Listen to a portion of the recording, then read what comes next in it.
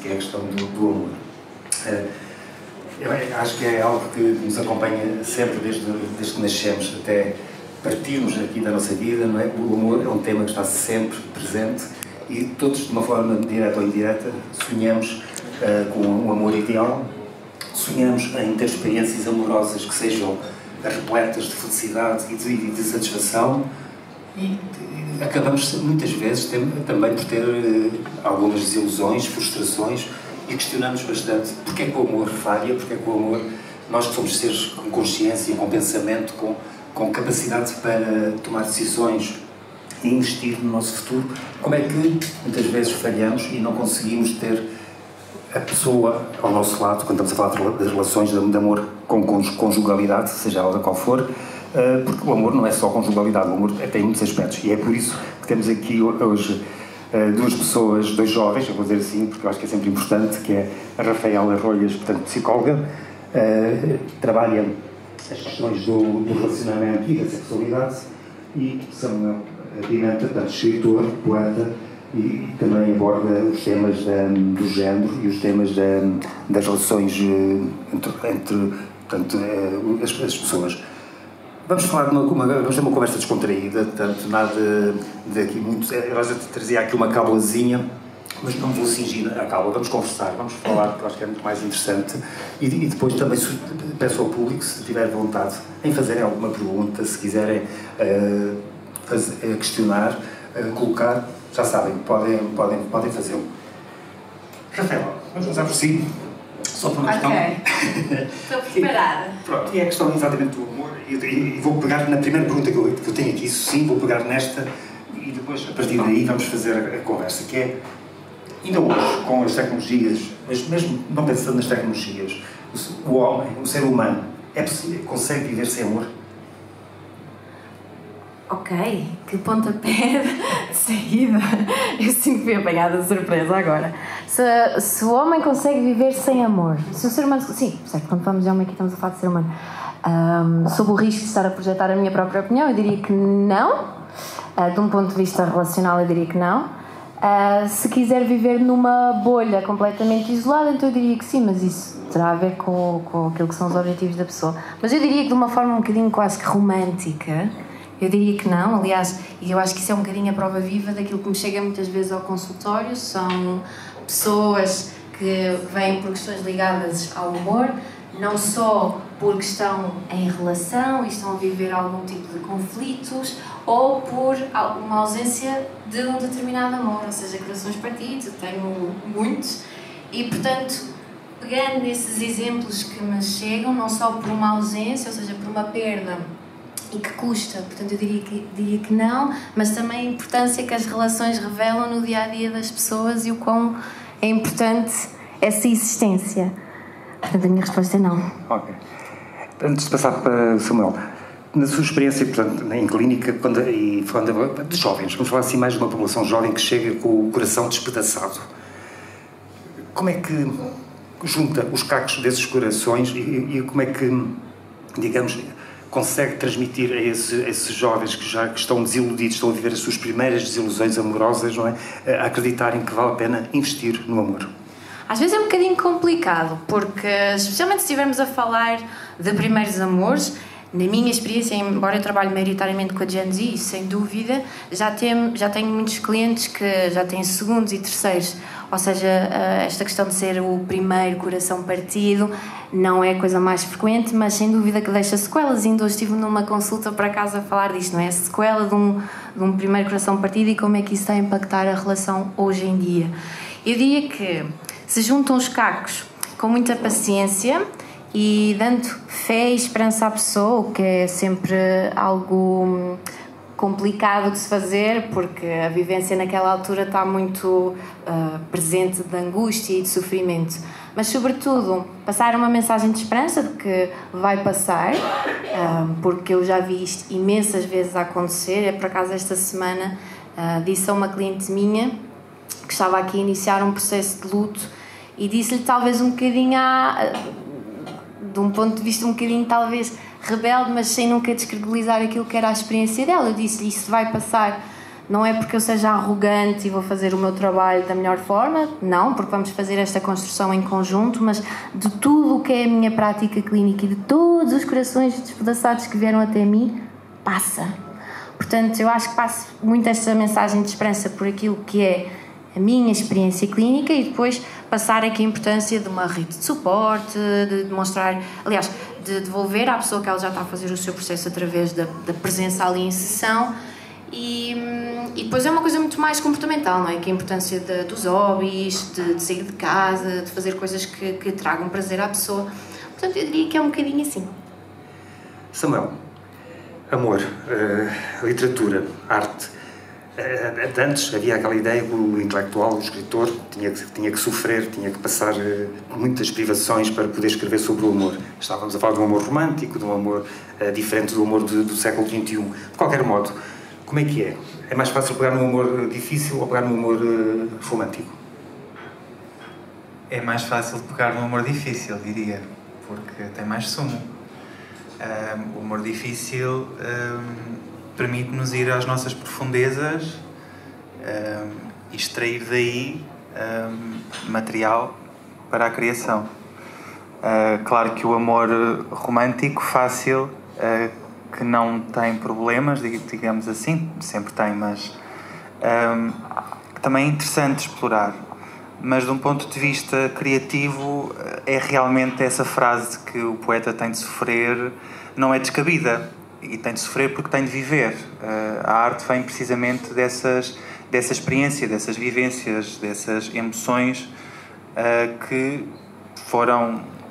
nos atravessaram e que depois são matéria-prima para as criações. Pegando nessas palavras do Samuel, o Samuel, quando era criança, já dizia que ia ser escritor quando fosse grande? Sim. Aí mais ou menos a partir dos 10 anos. Sim, sim. Teve a ver então com essas suas experiências existencialistas dentro da idade? Sim, dentro da idade, não é? Diria que sim. Sempre fui muito existencialista, sempre me questionei muito, mas também comecei a sofrer cedo, porque eu comecei a ser alvo de bullying na escola desde tenra idade. Eu acho que isso também levou a que a dimensão interior fosse muito mais cultivada, porque se eu abria-me para o exterior e era alvo de violência, e então a dimensão interior acabou por ser muito cultivada e preservada, e isso depois levou-me ao lugar em que estou hoje, não é? De ter livros publicados e de continuar a criar. Não, é muito interessante o que o Samuel tocou na questão do bullying, e agora não vamos entrar aqui porque seria um tema, seria um outro tema, exatamente, mas de facto o bullying, pelas más razões, é uma fonte de inspiração e é algo que alterou, digamos, todo o comportamento social, não é? Porque hoje em dia é uma realidade muito, muito presente nas escolas, e não só nas escolas, também na própria sociedade, não é? Como escritor ainda, e antes depois de falar um bocadinho também dos seus livros, mas depois vamos fazendo aqui a conversa, como é que se sente, assim, estando ao lado de figuras grandes da literatura, sejam elas antigas ou recentes, não é? A escrever e a medir forças, no fundo, estamos sempre a medir forças, não é? Como é que se sente? Sinto-me parte de uma república literária, como uma amiga minha, uma vez, a expressão não é minha, é de uma amiga minha que é poeta, Maria do Vigo, poeta galega, e realmente é algo em que eu acredito, esta república literária em que, independentemente dos anos que todos temos,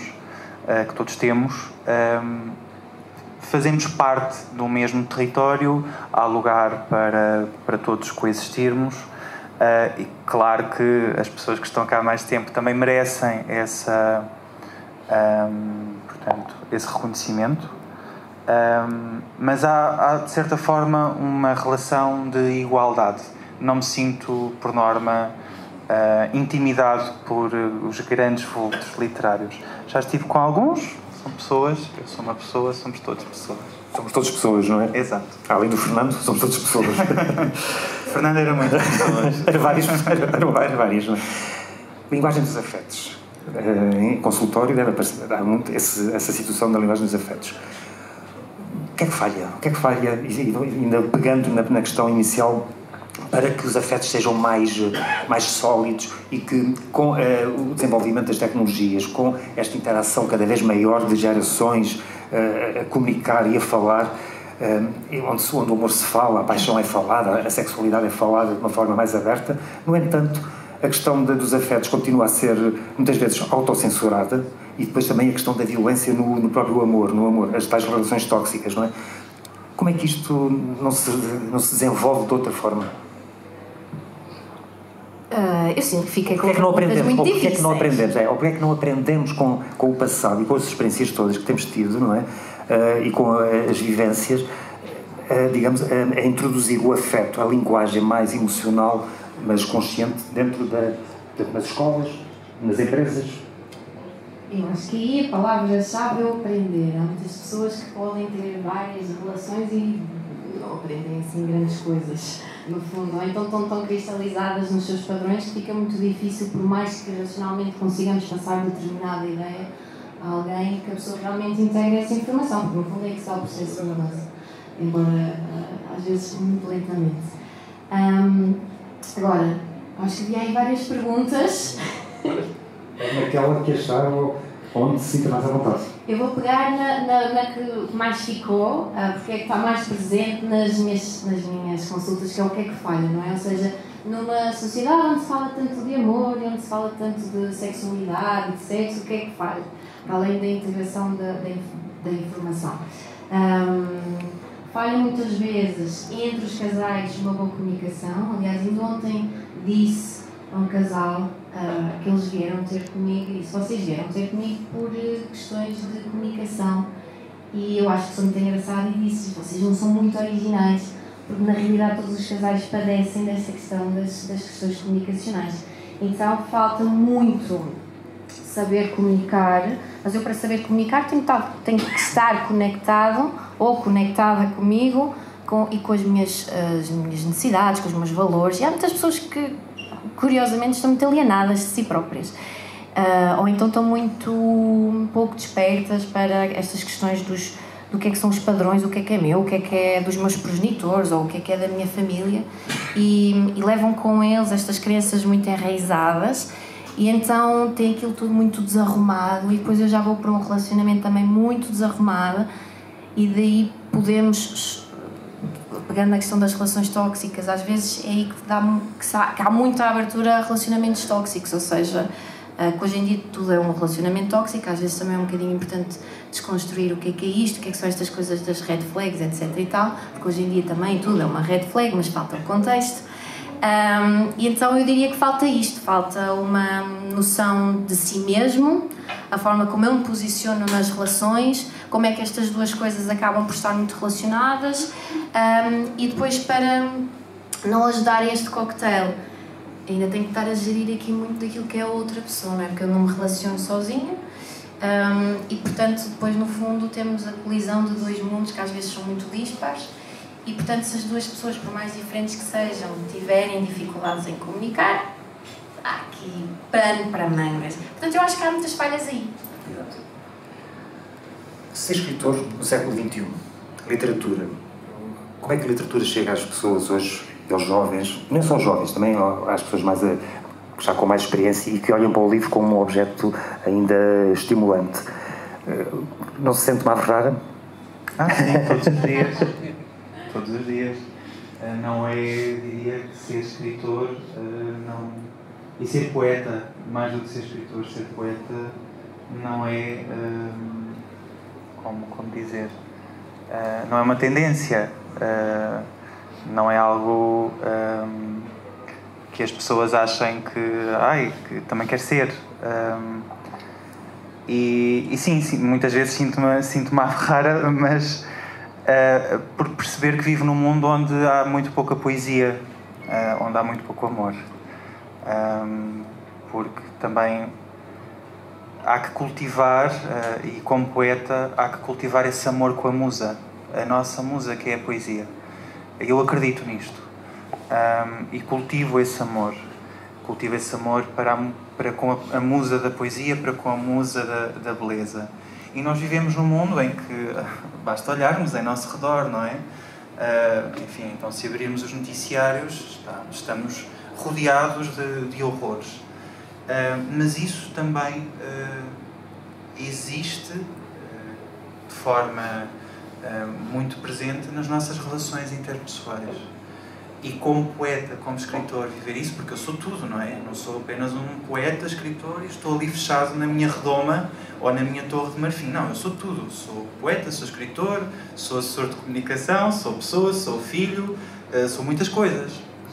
E tenho as minhas relações interpessoais e tudo se encontra neste corpo e nesta alma que eu sou. E viver num mundo onde há tanto desencanto, neste momento é árduo.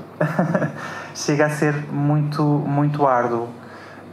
Porque há uma busca constante pela beleza, há uma busca constante pela ressignificação do horror. Porque o mundo, a vida, não pode ser só horror.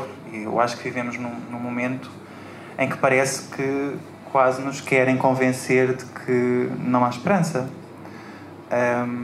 E então também me sinto à rara porque sei que não há muitas pessoas a fazer isto.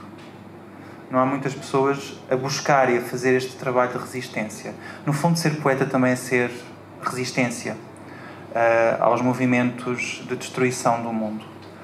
E sim, é isto. Vamos dar aqui continuidade, porque eu acho que o Samuel está a tocar num ponto importante, que é esta questão da procura da beleza do mundo, porque de facto o que nós recebemos diariamente é sempre o lado mais feio e mais violento da sociedade. Eu só ia tocar aqui num ponto, porque eu acho que é interessante. Eu acredito, e hoje não quero estar aqui a partilhar as minhas opiniões, mas só gostaria, porque tocaram aí num ponto que eu acho interessante, que é o amor, ou melhor, nós vivemos numa sociedade que está sustentada no trauma, que está sustentada na dor.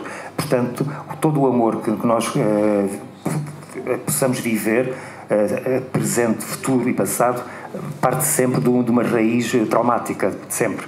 E como tal, o trauma normalmente, portanto, contamina bastante a forma como nos vamos entregar ao amor seguinte e à pessoa que queremos amar, porque depois existe esta dificuldade em perceber o que é que procuramos no amor, porque há sempre aquela questão de estamos a amar a nós próprios ou estamos a amar aos outros, não é? E quando o Samuel tocou na questão da poesia, achei interessante que põe quase a poesia em primeiro lugar. Não é que esteja a ser uma competição entre o escritor e o poeta, não é? Mas sendo que na poesia há qualquer coisa que entra no mundo, não é? Parece que o protagonismo pode ser, não é maior, porque o poeta tem pouca voz no mundo, não é? Mas a sua marca pode ser mais forte. Sim, sem dúvida. Mesmo quando escrevo prosa, procuro que a prosa alcance esse tom poético. Também não é à toa que muitas vezes as pessoas, quando leem um romance meu, é poético. Claro, porque há essa busca, também esse trabalho com a linguagem, esse trabalho com os símbolos. Sim, e é uma utopia também. E nós vivemos num mundo de distopia neste momento. E não se busca a utopia. E acho que é necessário voltarmos a falar destas utopias literárias e não só. E as utopias que nós também temos na nossa própria vida. E cada pessoa deveria ter uma utopia, porque é algo a alcançar, é algo, eu vou correr para chegar àquele lugar, e posso nunca alcançá-lo, por isso se chama utopia, não é? É inatingível, não existe, mas é algo que me faz mover, é algo que me faz querer viver. E volto a dizer, isto é um trabalho de resistência, é um trabalho de dizer não a este movimento de desamor que existe no mundo. E não é neste mundo que eu acredito num mundo em que nós somos pessoas, e por sermos pessoas é possível sentarmos e conversarmos e entendermos-nos, e faço por isso com erros, com coisas acertadas, a tentar. Mas é um trabalho de resistência que eu acho que é necessário neste momento. Samuel falou em utopia. Os pacientes, quando entram no gabinete, também entram um bocado carregados de utopia, não é? Porque acreditam que, juntamente com o apoio e a colaboração, digamos, do terapeuta, muito da sua vida emocional que possa estar desarrumada, ou que possa estar à procura de um rumo qualquer, não tem que estar desarrumada, pode estar à procura de um rumo qualquer. Como é que a Ravel lida com a utopia da dor? Assim, eu acho que tenho ambos os casos. Eu tenho as pessoas que vêm com muita fé e vêm com muita necessidade de mudança e super motivadas para isso, e tenho as pessoas que não. E então, ou seja, para mim é infinitamente mais fácil, eu diria, não é? Claro, fazer o meu trabalho quando as pessoas estão motivadas para, do que com aquelas pessoas que temos que ser nós um bocadinho a puxá-las. Como é que se faz isso? Com muita curiosidade pelo outro, e sobretudo com coisas que eu diria que têm que fazer parte das ferramentas de um psicólogo minimamente competente, não é? Que esta questão da empatia, esta questão da abertura, esta questão da curiosidade, puxar aquilo que há de melhor na pessoa, ou seja, se uma pessoa também já está motivada, é muito mais fácil para mim, porque eu nem tenho que fazer grande coisa, não é? Há pessoas que eu sinto que precisam de um pontapé no rabo. E essas aí Coitado dos seus pacientes. Coitados dos pacientes. Não, mas com muito carinho. Eu digo-lhes isso, eu sou muito brincalhona, eu gosto muito de brincar com os meus clientes e eu digo isso e eles riem-se. E eles reconhecem que isto é verdade. Portanto, lidar com a utopia para mim nem é a questão, porque é muito mais fácil quando as pessoas vêm motivadas e estão ali com determinados objetivos. Quando as pessoas estão perdidas, aí já fica um bocadinho mais complicado. E revela-te quando a questão também do humor é fundamental, o humor nas sessões terapêuticas, portanto no encontro terapêutico, naquela intimidade. Se não houver humor, estamos só a investir na dor e no sofrimento. Tocou aí na questão do conhecimento e de lidar com o paciente. Com o leitor, há interesse, há curiosidade em conhecer o leitor, ou o leitor pode ser um anónimo ou uma nuvem? Como é que é? Há uma curiosidade que é B. Eu não permito que isso me bloqueie ou me condicione. Não escreve a pensar num leitor em específico? Não há essa... Não. Escrevo preocupado e com o objetivo de ficar satisfeito com o meu trabalho. Depois, se o texto agradar a leitores, enquanto eu estiver vivo e puder ver isso, fantástico, porque muitos não chegam sequer a ver isso.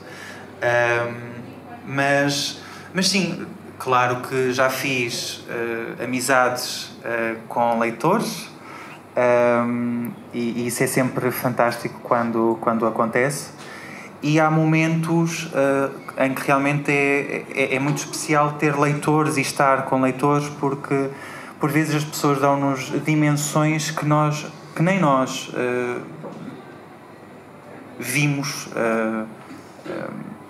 tivemos consciência das coisas que criamos. Isso é sempre interessante, porque revela-nos dimensões da nossa própria obra. Vou mais uma vez pegar nas suas palavras, e eu tenho um livro que é Iluminações de uma Mulher Livre, que é um livro um pouco cruel na forma como fala do amor violento, do amor eu gostaria só, se o Samuel não se importar, não sei se quer só falar um bocadinho do livro, porque eu gostaria depois de passar a personagem feminina do seu livro aqui para a terapeuta Rafael. Okay. Está bem? Portanto, esse livro, Iluminações de uma Mulher Livre, primeiro falar um pouco do título. O título não é à toa. Iluminações foi inspirado nas Iluminações de Rimbaud, e pela ideia de que apenas os homens são iluminados, o que não é verdade, não é? E então o próprio título tem este fundamento. Depois, a personagem principal chama-se Isabel, vive numa aldeia, ela cresceu numa cidade, vive numa aldeia e está imersa num casamento abusivo, em que não há violência física, há apenas violência psicológica. A par disso, a Isabel é também uma mulher com uma tradição que vem de uma tradição feminina, de uma avó. Essa tradição foi interrompida pela mãe, de uma avó que era curandeira, e portanto ela aprendeu toda essa tradição dessa linhagem feminina,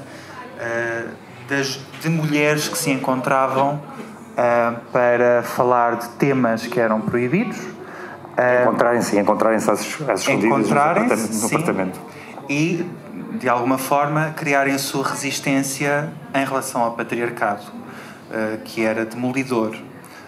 sobretudo em relação a estes temas, que por norma são guardados por mulheres. E, portanto, a Isabel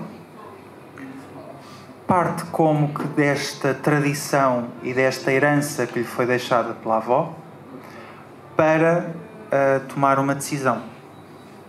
Ela decide que vai matar o marido. Agora não vos digo se mata ou não, porque o romance o romance vive um pouco disso, não é? Se vai acontecer ou não, mas à medida que a história vai sendo contada sempre pela voz de Isabel, o livro foi escrito na primeira pessoa, vai-se refletindo sobre diversos momentos na história, sobre diversas situações que colocam sempre o patriarcado como opressor não apenas das mulheres, mas de diversas pessoas, independentemente do seu género, na sociedade. E acaba por ser não apenas um livro sobre relações abusivas, mas sobre a relação abusiva que o patriarcado tem com a humanidade, que é escalar um pouco acima, não é? As relações abusivas, isto é a minha perspectiva, as relações abusivas existem porque nós vivemos num sistema abusivo. Este sistema neoliberal patriarcal em que vivemos é um sistema abusivo. É um sistema que primeiro começa por abusar da terra, extraindo os seus recursos de uma forma completamente destrutiva, não é? Depois, abusar dos trabalhadores, explorando-os. E depois abusar das pessoas e criando abusadores que acabam por perpetuar este ciclo de violência que depois perpetua o ciclo do trauma, como há pouco referia. E esta Isabel entra no seu gabinete, Rafael. O que é que fazemos? Trabalhamos, fazemos muita psicoeducação, acima de tudo, não é? Consciencializar a pessoa para aquilo que se está a passar, porque o que acontece é há rasgos de lucidez e esta Isabel tem noção de que isto que se passa é errado, mas também há rasgos de menor lucidez em que justifica aquilo que se passou, não é? Isto é muito comum nas vítimas. Não posso falar de muita experiência clínica, porque eu efetivamente só tive um ou outro caso e depois são casos muito difíceis porque desaparecem. E fica sempre a pairar o que é que aconteceu a esta Isabel. Isso aperta aqui um bocadinho o nosso coração. Mas acima de tudo, ou seja, fazemos psicoeducação, consciencializamos a pessoa para o que está a passar. Normalmente não está muito longe daquilo que as pessoas já têm alguma noção. E, sobretudo, trabalhar a autonomia da pessoa, porque é muito melhor para a vítima ser ela a fazer a queixa. Claro que nós profissionais podemos fazer isso, mas dar esse poder à pessoa, porque depois são pessoas que vêm ter connosco que são muito fragilizadas, sentem que o poder não está nelas, não é? Porque elas são as vítimas e, portanto, trabalhar esta capacidade da pessoa se autonomizar e, portanto, tomar decisões naturalmente diferentes. E trabalhar muito o que é esta concepção de espaço seguro, porque a única... Sim, agora vem-me assim um caso muito à cabeça, a única Isabel vivia com esta pessoa e depois também temos que estar aqui a trabalhar muito espaços seguros. A própria rede de suporte também era uma coisa muito complicada, a própria rede familiar era, enfim, outro 31, e depois esta pessoa vê-se muito sozinha e às tantas o único espaço seguro que tem ali no consultório, que é fenomenal podermos dar esse, ou conceber e construir esse espaço, contudo, no fundo, numa sessão de terapia são 50 minutos, não é? E depois se a pessoa vier dali a 2 semanas, 50 minutos em 2 semanas é muito pouco. Mas, ou seja, é muito por aí, consciencializar e autonomizar. Foi difícil escrever Posto no Lugar de Isabel, e pegando nesse seu manifesto político que fez sobre a questão do patriarcado, não é? Desta sociedade, que eu concordo com o que diz, e até acrescentava que também acho que esta sociedade tanto mutilou as mulheres até o século XX, como também acabou por mutilar os homens de certa forma, porque os homens são filhos das mulheres, não é? Portanto, acabam também por ser vítimas da educação que deveriam ter recebido e que não receberam, porque as próprias mulheres não lhes foi permitido e de serem educadas emocionalmente para criar filhos, não é? Aliás, eu acho que a sociedade não está preparada para criar filhos, mas isso seria é outro assunto também. Pegando na Isabel, e já que tanto o Samuel entra na voz de Isabel, e o seu livro faz-me lembrar, o que eu vou dizer é um disparate para si, não deve ter lógica nenhuma, não é? Mas fez-me lembrar muito o crime da Aldeia Velha de Bernardo Santareno. Não sei se... Pronto. Conhece? Pronto, fez-me lembrar muito... É meu conterrâneo. Pronto, então há aqui qualquer coisa. O inconsciente está a trabalhar. Não, porque eu achei interessante, porque acho que há ali, com as devidas diferenças geracionais, não é? Mas a carga telúrica está ali toda, não é? E depois é isso que o Samuel tocou. O Samuel entra muito nas questões místicas também. Não sei se é uma fuga, porque é mais fácil, digamos assim. Eu, quando digo mais fácil, não é ser escrever melhor, entrar nessas questões místicas, mas criando a fantasia dentro da realidade, suaviza um bocadinho, não é? Mas também, às vezes, pode ter outras consequências. De qualquer modo, quando o Samuel entra na Isabel e incorporou a Isabel, o que é que sentiu? O discurso muda, o pensamento muda, a sua alma muda, como há bocado falou? De alguma forma, sim. É um processo de crescimento também e de conhecimento para mim, enquanto pessoa. Isso é algo que a literatura me dá. Eu torno sempre diferente depois de escrever um novo livro, porque tudo aquilo me atravessa e faz-me aprender muito sobre mim e sobre o mundo. Mas colocar-me na pele de Isabel não foi muito difícil, porque eu, como homem homossexual, sou alvo de violência e comecei a ser alvo de violência muito cedo. Portanto, não foi difícil imaginar-me no papel de Isabel. Além disso, vivendo numa sociedade em que a violência nas relações está tão presente, como observador, também não é difícil encontrar exemplos em meu redor. Portanto, nesse aspecto não foi difícil. Foi sim revelador para mim dar-me conta de que estava a escrever sobre uma personagem feminina e estava a escrever na primeira pessoa, mas foi assim que a personagem quis falar, e há que respeitar. Exatamente, as personagens mandam, elas estão vivas, e sim, não, ao fim e ao cabo não foi difícil. Foi estranho em alguns momentos, foi estranho, porque era eu, mas não era eu. Sentiu-se acompanhado já agora? Sim. A presença da Isabel? Sempre me sinto acompanhado enquanto estou a escrever, pelas minhas personagens, pela voz que está a sussurrar a história. Sim, sim, é isto. Isto parece aquele processo que os atores passam. É muito parecido, eu diria. Character, não é? Sim, eu diria que é muito parecido. Eu nunca tinha pensado sobre isso. Por nós, aliás, por mim passa muito pelo corpo também, entrando agora aqui mais nesses detalhes criativos. Às vezes as pessoas têm a ideia de que um escritor está apenas sentado a escrever, se calhar alguns estarão, eu não. Muitas vezes estou, senão não se escreve, mas muitas vezes preciso me levantar, caminhar, dançar. Eu também tive formação de dança e preciso muitas vezes de dançar para desbloquear o processo criativo, ou de fazer outro tipo de artes que envolvam as mãos, como pintar ou modelar. Por isso quando estamos a trabalhar com personagens, acaba por ser muito semelhante, mas nós depois não temos a apoteose que os atores têm no palco. Nós vivemos essa apoteose, por norma, numa apresentação do livro, por norma é uma. E depois acabou. O que faz também com que vivamos com mais silêncio e sem termos essa percepção de como as coisas estão a chegar ao público. Mas sim, é um processo que eu costumo muitas vezes dizer que é um processo muito similar. A terapia acaba por ser um palco também, de outra forma, para a Rafaela? De que forma?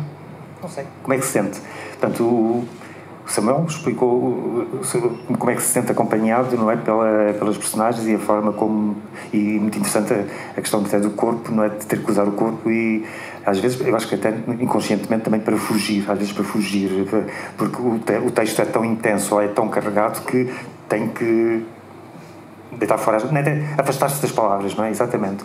Nas sessões acontece a mesma coisa, nós somos bombardeados muitas vezes por situações de muita muita violência, já que hoje estamos aqui a falar, porque estamos aqui com um discurso um bocadinho de dor, de pessimismo, não é? Portanto, reflete o século XXI, portanto, nós estamos a refletir um mundo que está a viver duas guerras, não é? Está a viver duas guerras, portanto, duas guerras não, está a viver mais de duas guerras, exatamente, mas duas que são as mediáticas, que são as mais interessantes em termos políticos.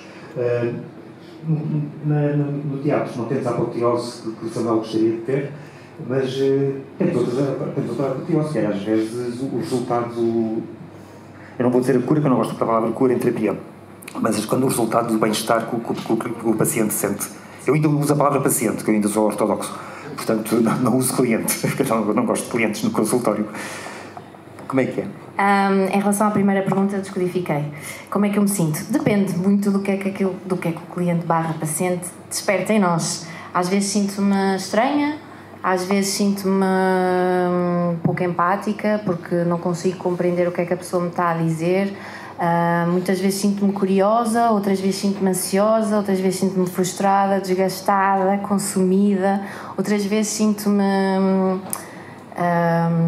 muito grata, porque nós somos basicamente um baú de segredos. Às vezes somos a primeira pessoa a quem alguém conta o que quer que seja, e acho que isso é uma sensação muito específica, não é sequer para mim traduzível em palavras, mas acima de tudo eu acho que é mais tentar perceber o que é que se vai sentindo, porque efetivamente diferentes pessoas despertam diferentes coisas entre nós. Acho que é muito importante estar consciente para esse processo e, acima de tudo, devolver depois isso às pessoas, porque acho que é sempre um material muito valioso para as pessoas que nós temos à nossa frente. Mas, acima de tudo, eu diria que muito grata pela profissão que exerço, pela confiança que eu obtenho das pessoas e, acima de tudo, muito orgulhosa porque às vezes há esta sensação. Tenho uma cliente que ela muito friamente me diz: eu estou-te a pagar para tu me ouvires. Eu, sim, verdade, porque as minhas contas não se pagam com empatia, adorava, contudo, porém, não obstante, não dá. Mas a relação terapêutica é um espaço muito mais do que isso, não é? Obviamente temos a parte remuneratória, mas isso é como tudo. Mas aquilo que está ali a passar, de alguma forma, é sempre genuíno, por muito que às vezes me desperte coisas um bocadinho mais consideráveis negativas. Acho que é sempre importante o material que se gera ali devolver à pessoa. E perdi-me completamente no meu raciocínio. Adoro quando isso acontece. Pronto, às vezes sinto-me confusa comigo mesmo. Dá para tudo. Dá para tudo. Dá para tudo. Pegando a questão da empatia com os pacientes, não é? E Rafael tocou num ponto que é, às vezes, não é o cansaço, mas é a pessoa ser inundada por tanta história, porque, de facto, quando um paciente entra em consultório, não é só um paciente, são 50 pessoas que estão lá dentro do gabinete, não é? O Freud já dizia isso noutros contextos, mas não é, nós não vamos buscar o Freud. E, de facto, é isso, nós temos ali a família, os amigos, tudo isso. Às vezes não se sente um bocadinho ameaçada com tanta história, com tanto enredo? Ameaçada, não sei. Não é ameaçada no sentido... Sim. Em termos mentais, de como é que eu me vou organizar, como é que eu vou... Sim, isso acontece muito. Primeiro, eu diria que é muito frequente isso acontecer em sessões de casais, porque eu tenho 2 pessoas, não é? E depois, normalmente, quando os casais vêm, estão completamente em caráter remediativo, eles já se odeiam praticamente, e então estão constantemente a bombardear, e aquilo, sem mentiras algumas, é extremamente desgastante, e as sessões são bastante mais longas. Mas, acima de tudo, sim, há sessões que são muito cansativas, e especialmente às vezes quando as pessoas estão muito angustiadas ou estão em sofrimento há tanto tempo, têm pela primeira vez ali alguém que está genuinamente para as ouvir, não é? Sem interromper, sem julgamentos. E então eu tenho muitas primeiras sessões em que eu literalmente estou-me apresento, não é? Eu sou Rita Horas, estou à clínica, então o que é que eu te posso ajudar? Bum! 49 minutos depois de terminação. Então aquilo fica aqui, não é? E depois há histórias e histórias, há histórias que são muito pesadas e, obviamente, qualquer ser humano é impossível manter-se imparcial e não sentir absolutamente nada face às coisas que ouvimos. Há coisas que são um bocadinho mais leves, outras coisas que são mesmo muito complicadas de gerir a nível interno, porque lá está, assim, tudo como já referimos aqui, já concluímos muito bem, somos humanos, e há coisas que nos chegam ao consultório que mexem muito perto com a nossa humanidade, não é? Pessoas que são abusadas sexualmente, pessoas que são vítimas de bullying, pessoas que se sentem sozinhas na vida, pessoas que são completamente dependentes ou deprimidas, que atualmente é uma coisa muitíssimo frequente em consultório.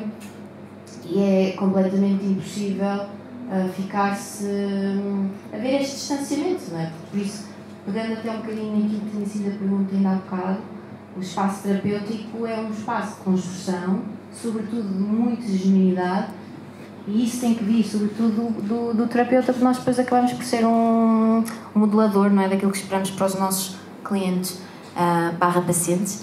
E portanto, eu diria que genuinidade é a palavra-chave. Eu estou a bocado a palavra paciente porque eu acho tem uma carga mais pronto, do que cliente, que parece que mais distanciada. Mais distanciada, exatamente. E é aquela coisa do negócio, parece que é do negócio. Enquanto que o paciente é uma relação terapêutica, cria-se mais qualquer coisa, é nisso. Um escritor como o Samuel, daria um bom terapeuta? Eu acho que os terapeutas devem ter formação para fazerem a terapia. Não sei se... Quer dizer, hoje em dia não sei, não é? Que hoje em dia toda a gente se denomina de terapeuta. Isso é um problema. Isso é um problema. Isso é uma luta, não é? E esse é um grande problema que existe neste momento. Também por isso...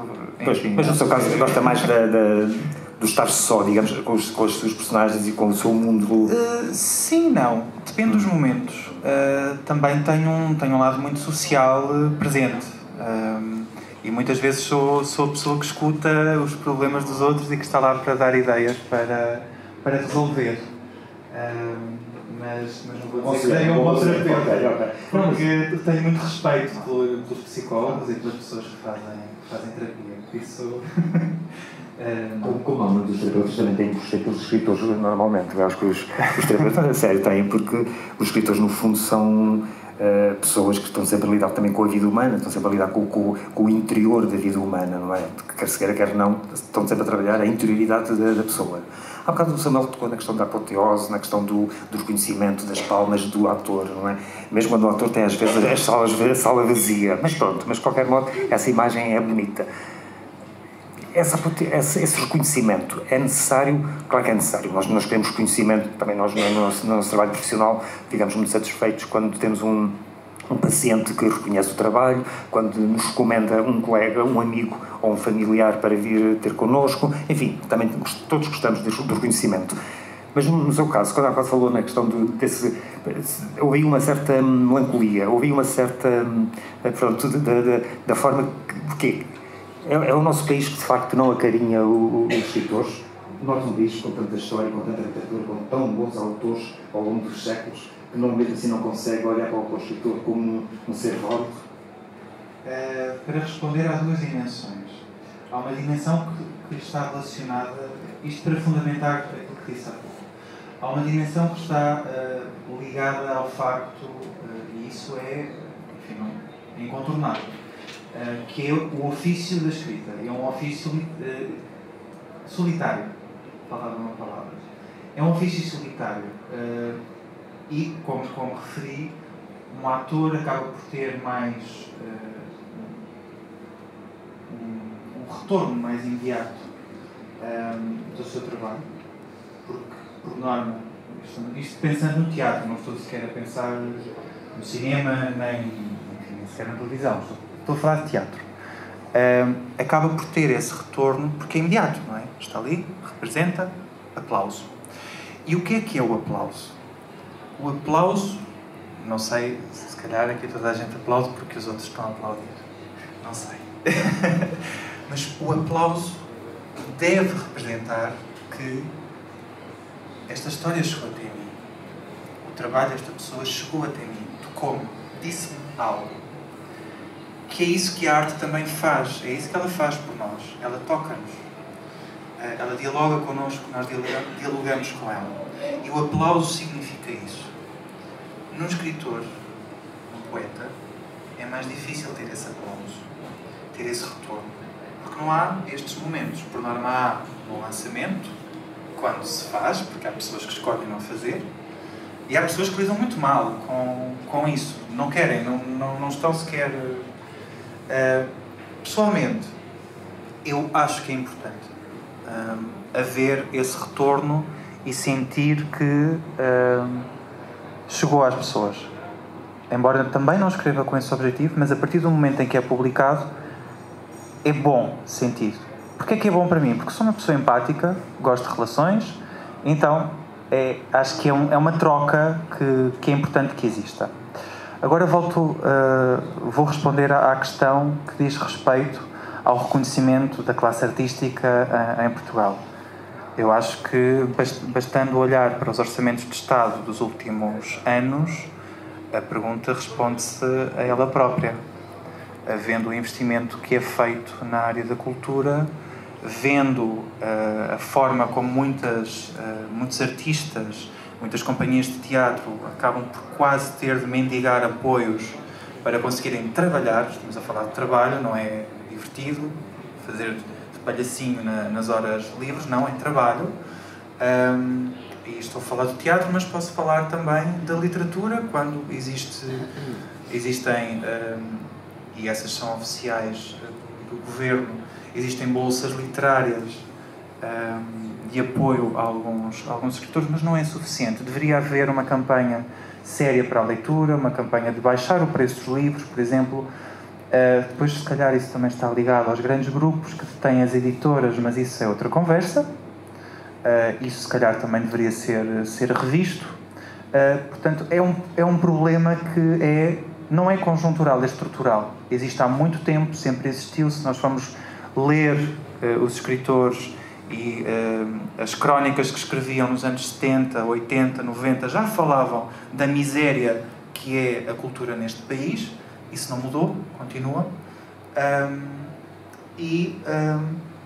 Claro que os artistas, quando trabalham, gostariam de ver também esse reconhecimento por parte das entidades e não ficar apenas dependente desse reconhecimento, desses apoios, mas que pelo menos houvesse algum, porque se estivermos à espera da iniciativa privada já sabemos o que é que podemos esperar, não é? Felizmente existem algumas iniciativas privadas que também apoiam, mas não é suficiente. Não é suficiente. Também podemos dizer, não há apoio porque também não há público. Isso pode ser uma desculpa, porque o público também se constrói, o público também se educa.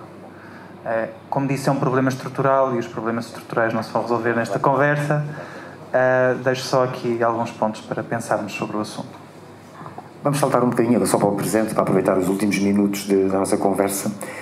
Estamos numa época, isto na minha opinião, obviamente, não é? Que é uma época em que a memória cada vez está sendo esquecida, vamos falar assim, ou seja, a memória está num registro digital, está num registro quase que está invisível. Ela existe, obviamente existe, mas o ser humano para tornar-se adulto e poder envelhecer com capacidade, tem que ter o seu passado, penso eu, bem integrado dentro de si. Estamos numa sociedade também com falta de tempo, cada vez há mais falta de tempo, cada vez estamos mais dispersos com todas as ferramentas que existem à nossa disposição, trabalhamos cada vez mais horas, contrariamente àquilo que se pensava nos anos 60, anos 70, que iríamos ser beneficiados com uma série de regalias sociais que deixam de existir. E hoje em dia o duplo emprego é uma constante cada vez maior na nossa vida. Portanto, ou seja, todo aquele falso paraíso que se estava a criar e que se acreditou seriamente que iria acontecer, anos 60, maio de 68, enfim, todos esses movimentos onde a psicanálise entrou com muita força, com o discurso de dar importância à criança, ao jovem e à mulher, tudo isso, parece que tudo não desmoronou, nem está a desmoronar, mas não está a ter a mesma força e não continuou, digamos, a existir e a manter-se forte. Não vos assusta, como escritor, e no caso, e a Rafael como terapeuta, portanto, tem que vai lidar com pacientes que têm história, com pacientes envelhecidos, tanto na dor como envelhecidos da vida, e desiludidos com a vida, e outros entusiasmados com a vida, porque não é só em terapia, não, foi o que eu falo para mim, não entra só o drama também entra outras coisas, não é? Mas a mim assusta-me, de facto, a falta de memória. Portanto, eu acho que é um problema que está a acontecer muito grande. Por exemplo, eu não imagino um escritor, agora vou falar assim no geral, não estou a falar no Samuel, estou a falar no geral, não é? Por exemplo, um escritor não ir atrás, também não ir atrás buscar. Não, isso agora não quer dizer que tenha que ter aquele discurso Portanto, muitas vezes o intelectual da nossa praça quer, que é, tanto enumerar as frases, enumerar pensamentos dos autores que, muitas vezes por amizade ou por outro tipo de interesses, de divulga. E o terapeuta, eu penso que precisa muito de memória, precisa muito de cultura, precisa muito de informação, porque senão é muito difícil trabalhar estas questões das relações humanas.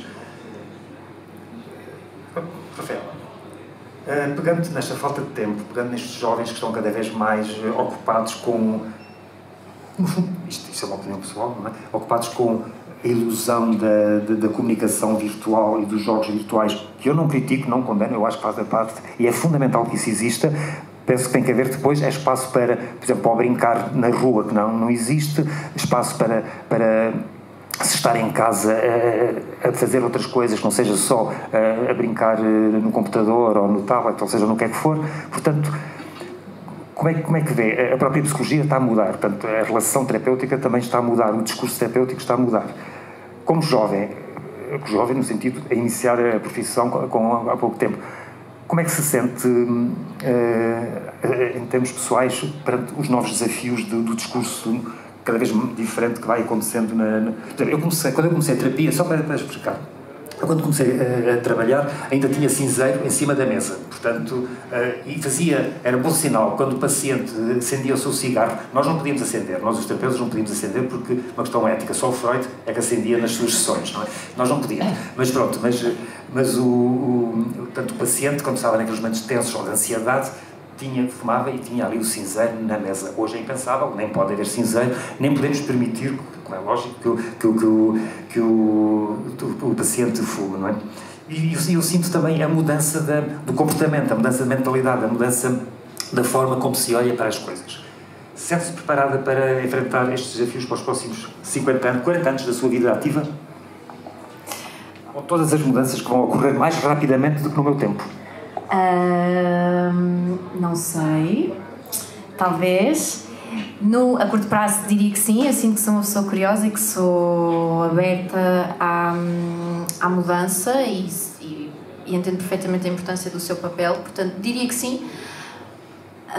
Médio, longo prazo não consigo garantir uma resposta tão assertiva, mas sim, ou seja, eu concordo com estas questões. Há aqui claramente diferenças geracionais. Eu própria já sinto muito determinadas diferenças entre a minha geração, que sou os Millennial, e a Gen Z. Portanto, mas lá está, como sou confrontada, não é que já estou habituada e, portanto, sinto que estou a lidar minimamente bem, porque a adesão continua a existir e os processos estão a decorrer e lá está, ainda há bocado falávamos da validação e vemos os nossos clientes a ficarem bem e não há melhor validação que essa. Mas... diria que sim, lá está, porque sou confrontada diariamente com estas questões que às vezes diferem muito em questões, sei lá, com os TikToks de vida, com os Instagrams de vida, com as redes sociais, com a importância das redes sociais. Ou seja, eu quando era pequenina não tinha nada disto, não é? E de antes ir ao psicólogo ainda era para malucos. Hoje em dia tenho uma adesão absurda de cada vez mais das pessoas mais jovens e, portanto, só estas coisas que parecem tão pequeninas já denotam diferenças geracionais e eu sinto-me bem com essas diferenças e sinto-me capaz. Mas lá está, talvez esteja a ser um bocadinho arrogante no alto da minha juventude, daqui a 10 anos, daqui a 15 anos podemos voltar todos a reunir, depois eu vejo como é que eu me sinto lá. Mas eu diria que acho que faz parte da minha natureza, tanto profissional como pessoal, sou naturalmente curiosa e receptiva às coisas, portanto eu diria que sinto-me preparada, mas não quero estar aqui a morder a língua, portanto estou reticente. Como escritor, como é que se vê daqui a uns anos o Samuel? Mas em relação à memória... Sim, à memória. Realmente a memória é uma questão muito complicada nos tempos que vivemos e a memória é uma questão muito importante para mim na minha obra. Ela é constante e presente sempre. E também, indo aqui ao encontro do tema que nos reúne, a memória pode ser um ato, se é que a memória é um ato, mas pode ser um ato de amor. E preservar a memória e debatermos-nos para que essa memória seja preservada para mim, a meu ver, é um ato de amor. Pode ser, porque às vezes é trauma. a necessidade de alimentar o trauma, mas isso são outros 500. Mas vamos nos concentrar naquilo que é e que pode ser um ato de amor. Precisamente porque é a memória que nos permite, é aquela velha questão de saber de onde viemos, onde estamos e para onde vamos. E vejo com muita preocupação a questão da memória, porque eu não sei até que ponto as pessoas são conscientes, e falo dos mais jovens que eu, do que foi, não é? Do que aconteceu, e vendo, nomeadamente, movimentos que, por exemplo, negam que existiu o Holocausto, negam que existiram torturas, negam tanta coisa. Preocupa-me realmente que haja esta dissociação daquilo que foi, daquilo que é. Não sei até que ponto não há também aqui, porque eu sou muito desconfiado destes movimentos tecnológicos que existem, também sou curioso, também gosto de estar informado, mas tudo o que é detido por grandes corporações, eu sou desconfiado, porque, por norma, elas são muito pouco bem intencionadas. E eu questiono-me, e vocês, como psicólogos, certamente poderão detectar isso até melhor do que eu. Todos estes movimentos tecnológicos têm um grande impacto na empatia e noutras faculdades e características das pessoas humanas. E eu questiono até que ponto o impacto das tecnologias vai fazer com que nós, daqui a 10, 20 anos, sejamos biologicamente diferentes. Por isso é que a memória é importante, porque os sistemas de controle da humanidade não existiram só lá atrás, eles continuam a existir. É importante dizê-lo, afirmá-lo, sem medo.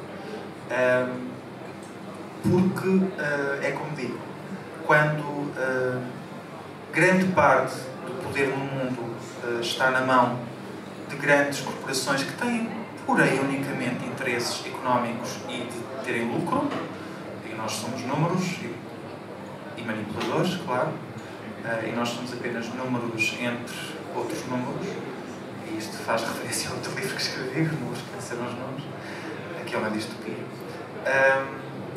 Mas é a memória que nos permite também detectar esses movimentos, é sermos conscientes dessa memória, sermos conscientes do que aconteceu, que vamos conseguir detectar o começo deste tipo de movimentos de controle e de manipulação das sociedades. Voltando aqui ao tema que nos reúne também, eu questiono esta questão do amor, porque a memória também é cultivada em casa, é cultivada à mesa, é cultivada entre gerações e intergerações. E muitas vezes não há memória porque se perdeu isso. Perdeu-se o diálogo em casa, perdeu-se o convívio entre netos e avós. Isso perdeu-se. E a memória perde-se pelo caminho. Porque a memória não existe só por si. Ela existe porque nós existimos.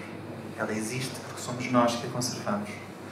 E se deixarmos de existir, se perdermos a nossa condição humana, a memória também se esvai. Por isso é que eu luto tanto em relação à memória, porque ela realmente é fulcral para mim, ela está sempre presente no meu trabalho, e preocupa-me muito. Eu acho que não estou preparado para o que aí vem, tenho muitas dúvidas que a humanidade esteja preparada para o que aí vem, porque as transformações são muito rápidas, não nos permitem adaptar. Biologicamente não estamos preparados para a onda de tecnologia que está a chegar e que chegará, e tenho sérias preocupações de que as distopias que foram criadas se tornem realidade. Com as palavras do Samuel, portanto, vamos terminar, mas de facto só aqui fazer também um pequeno apanhado de que falou, porque também sinto que esta questão da memória é fundamental, e até pela experiência profissional, e o Samuel tocou num ponto que é: nós podemos aderir a toda a tecnologia que está a acontecer e que vai ser cada vez mais rápida, e como tal nós não vamos conseguir acompanhar, porque é impossível, nós não temos capacidades, e como disse, biológicas, porque assim, só muito rapidamente, e não vamos agora, porque era mais um assunto para mais uma hora agora. Portanto, agora iríamos falar mais, falaríamos muito mais, porque de facto, em termos cerebrais, se continuarmos a existir como somos, da forma que existimos, nós não conseguimos acompanhar o desenvolvimento. A única coisa que eu acredito que irá acontecer, de facto, é que vai haver uma transformação mental. Não sei qual, não sou cientista para estar aqui a pensar nisso, imagino o quê, mas não me interessa discutir isso, porque é a única forma para, de facto, nós continuarmos sobreviventes e continuarmos vivos nos próximos séculos. E não tem a ver com as guerras, porque as guerras vão destruir, mas haverá sempre depois quem sobreviva, em princípio, para dar continuidade à espécie. A questão é que se estas mudanças tecnológicas, esta falta de relação, como o Samuel tocou, dentro da família, e não estamos a falar naqueles quadros tipo românticos do cinema americano dos anos 50, a família toda muito feliz, a mulher aos saltinhos, quando o marido chega do seu Chevrolet e os filhos muito contentes. Não estamos a falar disso, estamos a falar do real, do toque, das palavras, da conversa, do fundo de algo que se fala muito hoje em dia. A sociedade fala de uma coisa que disturba, na minha opinião, que é a fala do poliamor. Eu falo das poliligações. O importante são as poliligações, porque as poliligações têm a ver com o amor, mas também têm a ver com amizade, têm a ver com afeto, têm a ver com ligações de gerações. O poliamor, peço desculpa pelo que eu vou dizer, está muito focado na questão só do corpo, na questão do imediato, do aqui e agora. E nós não vivemos só do corpo, nós vivemos através do corpo e através da mente. Nós temos estas duas componentes que têm que ser, na minha opinião, funcionar em conjunto. Portanto, se a sociedade continua como está neste momento, tão focada na tecnologia, e obviamente que valoriza estes momentos de tertúlia e valoriza a literatura, valoriza as artes. Também na semana passada estava na exposição de fotografia do Eduardo Gageiro na Cordoaria, estava cheio, portanto o espaço estava todo cheio. É bonito ver um fotógrafo de 80 e tal anos conseguir arrastar uma população imensa para ver fotografias que são a história, a memória de Portugal dos últimos 50 anos.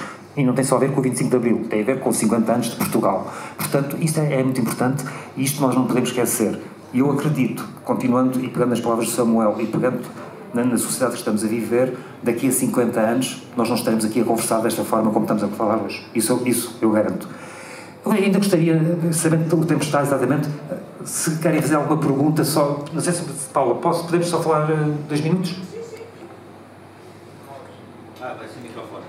É assim, acho que agora vamos a um assunto que não tem muito a ver, que é um bocado. Está um bocado. Não é o que se quer agora estar aqui a falar. Bem, está a dar isto. Espera lá. Ok. Estou. Sim? Pronto, agora como é que vocês se chamam? Desculpa, que não sei se. Carlos. Pronto, acho que agora entramos aqui num review assim um bocado off-topic do que é. Bem, tenho aqui uma coisa que vem agora aos três, que é assim, eu sou um pão queijo, portanto vou ser linear no que vou dizer. O Carlos, aquela coisa do tempo e não sei o quê e tal, epá, eu acho que isso é tudo balelas, porque é assim, quem quer arranja tempo. É assim, não venham com coisas cá do trabalho e tecnologia, não sei o quê, desculpem, mas é mesmo assim. Quem quer, arranja tempo. Eu arranjei tempo para ver alguém que, nas redes sociais, é bastante ativo e eu identifico bastante com a opinião dela e arranjei tempo para estar aqui, que é a doutora Rafaela. E gosto muito dela nas redes sociais, gosto do seu trabalho e arranjei tempo para estar aqui. Hoje em dia as pessoas estão muito tempo a pensar no que é que podiam fazer. Não tenho tempo, arranjam tempo, está a chover. Façam acontecer, ponto final. Pronto. Em relação àquilo do tempo, acho que é um bocado tanga, não sei o quê. As pessoas quando querem, fazem por isso, ponto final. Em relação a Rafaela Rodas, eu estou aqui porque gosto do seu trabalho e é uma pessoa que motivou bastante para estar aqui. É uma pessoa que falta mais Rafaelas Rodas no mundo. Porquê? Porque tem opinião, são dinâmicas, atraem as pessoas, geram opiniões. Eu espero que o meu pai esteja a ouvir isto. Pai, estás a ouvir? Porque é assim, se não fosse ela, se ela não fosse como é, eu não estava aqui. era mais uma. E a Rafaela Rolhas, nas redes sociais, e pessoalmente é uma pessoa muito opinativa, dá muita opinião, pronto, não estou a falar tempo. É uma pessoa que tem carácter e tem iniciativa. É o que falta nestas pessoas. Para quê? Para encontrar o amor. As pessoas estão muito na parte do escritor Samuel. Hoje em dia, já estou a atinar, não vou logo muito. O que é que falta aqui entre um Samuel e uma Rafaela? Um ator. Alguém que haja para o amor acontecer. E as pessoas estão muito fechadas nos pensamentos delas, que é o amor é, o amor é lindo, não sei o quê, mas depois não agem. Não têm um ponto da vida assim, vou-me expor para encontrar o amor. Não, é mais fácil queixar e dizer não tenho tempo. E depois o que acontece? Encontram relações de merda e depois vão acontecer, vão ter que terapeuta. O que é que falta aqui? Alguém que consiga estar no meio e ter iniciativa. O mundo não é literário, não é só livros e depois terapia. Tem que haver uma ação e as pessoas têm que arranjar tempo para encontrar o amor. Ponto final. E quem quer realmente encontrar o amor, encontra. Ponto final. Obrigado. Não sei se alguém quer acrescentar. Não, mas deixe-me só dizer uma coisa. Acho muito bem o que está a dizer, porque o amor está provado que existe e vai existir nos próximos anos, não é? E mais, o amor sempre existiu na história humana. Até os nossos antepassados mais pré-históricos já amavam, não amavam da forma que nós amamos, não é? Grunhiam mais do que falavam, mas já amavam. Portanto, e concordo consigo, em relação ao tempo, nós temos sempre tempo. Enquanto estivermos vivos, enquanto respiramos e tivermos lucidez, temos tempo. Depende da nossa responsabilidade pessoal. Concordo consigo inteiramente. É só isso, obrigado pela iniciativa, porque isto é importante falarmos.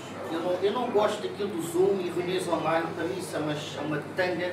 Aquilo da pandemia foi a pior coisa que já aconteceu, coisas de Zoom e não sei o quê. Isto é importante, presencial, não há cá online. Ou estás cá, ponto final. Isto é importante para as pessoas, reúnam, venham falar. Pessoalmente, o online é para pôr de lado. Nós controlamos o online. Nós temos oportunidades assim, não quero mais isto, vou viver a vida. Nós só somos reféns daquilo que nós não queremos fazer. Se nós queremos fazer aquilo, fazemos, ponto final. Obrigada a todos e a todas e a todos que estiveram aqui no presencial. Eu queria só perguntar-vos, se estiverem à vontade, para também, se calhar, terminarmos com outro tom. Qual é o vosso maior exemplo de amor? Se tivessem de escolher, se calhar, da vossa vida, da vossa família, isto também é uma pergunta com rasteira, porque há uma intenção aqui. Mas um exemplo de referência de amor que tenham e que gostassem de partilhar. Não, acho que sim, já dá. Essa é uma pergunta com rasteira, exatamente. Não? Podíamos dividir, ela calcula, portanto, nós íamos falar de amor também, o amor romântico, iríamos falar do amor romântico, iríamos falar do amor místico, iríamos falar de vários tipos de amor, não é? E depois deste amor atual, que é o amor aos animais, mas de uma forma que, para mim, que está deturpada. Não estou a falar do amor natural pelos animais, não. Estou a falar do amor, às vezes, um bocado patológico, que está a acontecer hoje em dia, que é o animal que está a substituir as relações humanas. Pronto, mas para responder à sua questão, eu não vou dar assim uma resposta concreta, não é tentar a fugir à questão, não. Porque eu podia dizer, não, o amor que eu tenho, o grande amor é o amor aos meus filhos. Acho que seria uma pergunta. Agora, se falarmos aqui neste contexto onde estamos inseridos, eu penso que o amor ideal que eu defenderia seria um amor, de facto, apelar para a responsabilidade individual de cada um de nós que temos por fazer uma sociedade mais justa e criar relações interessantes. Eliminar o egoísmo, ou melhor, reduzir, não eliminar, nós seres humanos nunca vamos eliminar o egoísmo porque seremos sempre seres biologicamente egoístas, mas reduzir o egoísmo e sabermos trabalhar o nosso egoísmo com o egoísmo dos outros e não ficarmos concentrados só nesta coisa egoísta de só nós, o eu. Portanto, eu estou farto, sinceramente, do discurso do eu na nossa sociedade, porque só se vive o eu. Hoje é tudo o eu sei, eu quero, eu posso, eu faço, eu decido, eu gosto. Não, é um exagero. Tem que ser o nós, tem que ser partilhado. E é partilhado em casa, é partilhado com os amigos, é partilhado com as pessoas. Isto não quer dizer que tenhamos que ser amigos de toda a gente e que tenhamos que estar de braço dado e Não, nada disso. Nós também temos pessoas que não gostamos. Há pessoas que nós não temos que criar empatia, que é outra falácia da nossa sociedade hoje em dia, é que temos que ser empáticos. Para mim, empatia é relativa, não é? Nós, naturalmente, somos empáticos porque somos seres humanos e temos os códigos sociais que nos permitem ser empáticos e dar-nos bem com os outros. Mas isso não quer dizer que eu tenha que me dar bem com toda a gente e que tenha que aceitar que toda a gente goste de mim. Portanto, seria um amor, vou ser um bocado poeta, um amor universal, seria um amor de paz, um amor de distribuição. E agora uma pergunta, onde é que está o equilíbrio desse amor? Estaria na necessidade das pessoas em trocarem o egoísmo e as questões pessoais da vaidade profissional, da vaidade económica, da vaidade social e serem mais honestas na forma como deveriam se relacionar. Apenas isso. O professor não ser autoritário só para os alunos porque só manda porque é professor. O patrão não berrar só porque é patrão e tem o direito de comandar as tropas. O general só por comandar as tropas. Enfim, haver a consciência de que a farda, a posição social, essas coisas todas não nos tira aquilo que nós somos. Seres humanos de carne e osso, músculo e vivemos, nascemos e morremos. Portanto, temos uma finitude e temos uma coisa fantástica. Temos o tempo suficiente de podermos ser bons enquanto estamos vivos. E isso nós desperdiçamos. Bom, para finalizar, eu vou responder tanto no âmbito pessoal como no âmbito profissional. Para mim, exemplos de amor, ou um exemplo de amor, seria na parte profissional, os casais que vêm ter comigo e que estão motivados para investir e trabalhar a relação, e isso depois é bonito de se ver e é uma prova de humildade pessoal. A nível pessoal, eu diria que o maior exemplo, sem querer ser arrogante outra vez, é o amor dos meus pais para comigo, que é sempre motivado de coisas muito boas e muito altruístas e que, sem dúvida, como falou do amor que sente pelos seus filhos, não sou mãe, sou de um felino, portanto tenho que reverter e tenho que dizer que o maior exemplo é efetivamente aquilo que eu sinto dos meus pais para comigo.